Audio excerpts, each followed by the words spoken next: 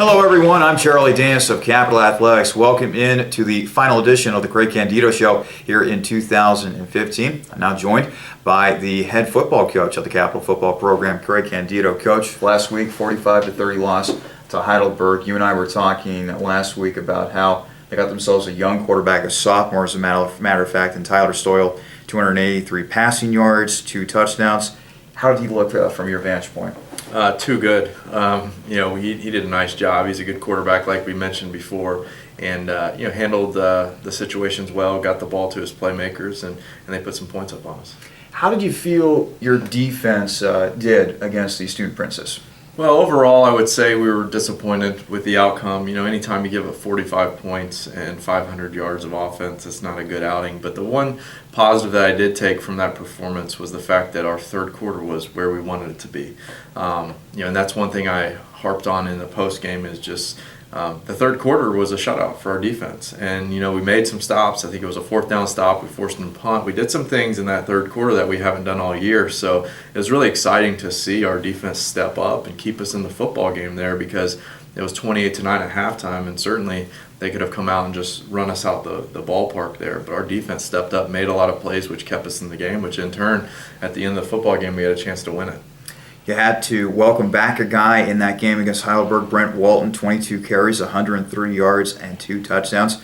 Great to see Brent come back from injury. Yeah, we wanted to make sure that he got the record in the very first carry, so we called a play that we knew he was going to get the ball. There was no question on the option or anything like that. He'd been sitting on that tie for, I think, 3 games from being out since that rivalry game we played earlier this year. So it was nice to see him go ahead and get that out the way so we can congratulations and we can move on. But he presents a lot of positives for us on offense. He's a great player. Obviously, he's now the school's leading rusher all time. But Brent provides so much more than just the on the field. Just having him back in warm-ups and in the locker room, his energy, his spirit, I think lifts the whole team up, and I think a lot of guys feed off of that. We're talking with Capital head football coach Craig Candeto here on the Craig Candeto Show. So Coach Nick Iskey got most of the reps at quarterback. Kind of a mixed bag for Nick. 2 touchdown passes, but also 2 interceptions.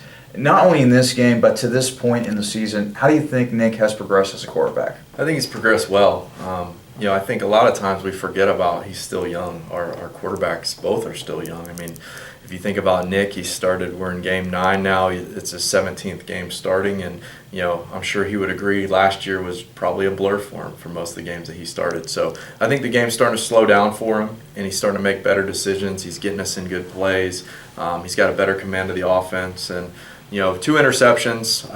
One was his arm got hit at the end of the game, so it's hard to pin that on him. And then the very first one, we're trying to go down a score before the end of the half, and that one is on him. He airmailed it to the receiver, which was open for, could have been a big gain. But those are our first 2 interceptions of the year. So I can't say enough good things about how Nick has protected the football this year.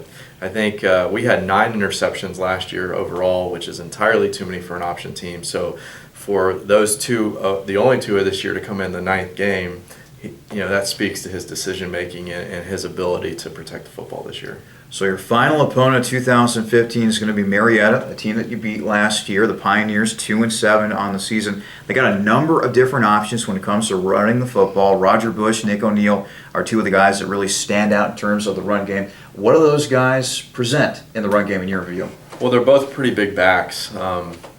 Bush, I think he's close to 200 pounds, and then O'Neill, we've seen him before. He's close to 230. So those are guys that we're going to have to square up and going to have to really get guys to the ball because those guys have the ability to break one tackle because of their strength and their size. So, just rallying to the football, getting multiple hats, guys fitting gaps on defense, and then getting those extra hats to the ball to be able to bring those guys down with 2 or 3 guys, I think is going to be key from the run game standpoint.